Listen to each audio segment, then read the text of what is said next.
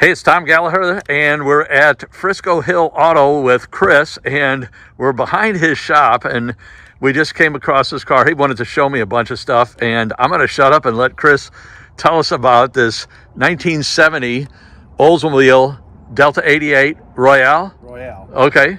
So this is my friend Damien's car. He just picked it up from Nevada. It is a very unique car. This is Vin Number 1. They only made one of these, and somehow or another this one got out into the public. So it is extremely rare in the fact that those cars were never supposed to be sold to the public. Car number 1 through car number 6 were supposed to be exhibition cars, and this is car number 1. So Vin 100001. Yeah, you showed it to me on the dash. Yeah. And before we wrap it up, there may be a tag in the door. I'll have to see if I can shoot. But yeah, you said, take a look at that VIN plate. And I say, well, I see a bunch of zeros. Yeah. So this kind of, being Vin Number 1, this guy has some unique stuff under the hood. I'd like to kind of show you a little bit of that. Yeah. So it was produced so early that a lot of the 1970 stuff hadn't been finalized. Okay. So air cleaner's a 69. The brake booster is a 69. There's some various things on top of this engine that are more related to 1969 than a 70. So we have really good documentation on this car, and it is number 1. It was the first produced, and I cannot remember what plant the body came out of, but it is a 1970 Delta 88 Royale, VIN Number 1. Wow. Numbers matching as well. That is amazing.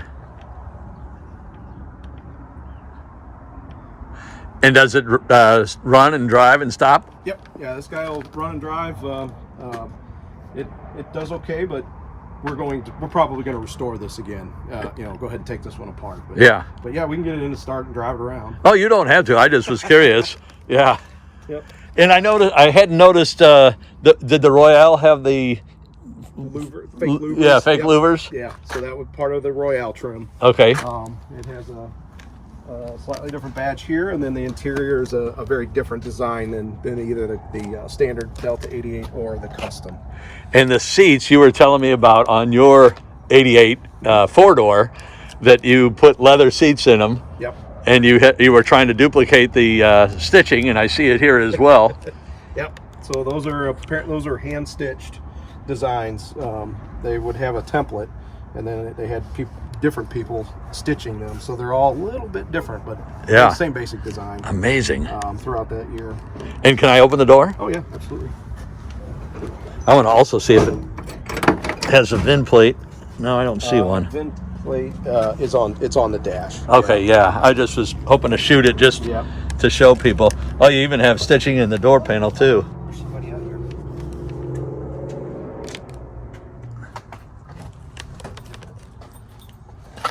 And there's the stitching in the seat. So I'm going to go into a little bit more detail on Chris's 88. He put leather in, and he was trying to duplicate this, and they were painstakingly trying to duplicate it over and over, and then they found out later that each one was different.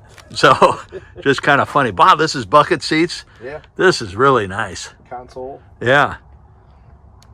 So fairly well optioned car as well, but VIN Number 1. This is the kind of stuff I geek out over. I mean, other guys may not think this is a big deal, but boy, this is really cool. What's unique to me about this is that it's survived this long. Yeah. It's a number 1. It's made it this long. Somehow it got out into the public, and somehow, it has made it to me here. Yeah. 54. 50. Yeah. Yeah. 54 years later. Yeah. So. And did you say Nevada? Yeah, he bought it out of Nevada. So. Yeah. It's an older gentleman that had it for many years, I guess, and he drove it a lot. But time to let go and move on, I guess. So yeah. We're gonna keep it going, keep it alive. So I have a video of a 1956 Continental on my channel, and it belonged to Henry Ford's attorney. Oh, really? Yeah, and that video has taken off. I've got over 20,000 views on it. That's incredible. Yeah, but these unique vehicles that to some people it's just a car. Yep. To those that know, it's like, wow. Yeah. Well, I'm going to shut the camera off, and then I'm going to walk back in your shop and your boneyard. Boneyard. Yeah.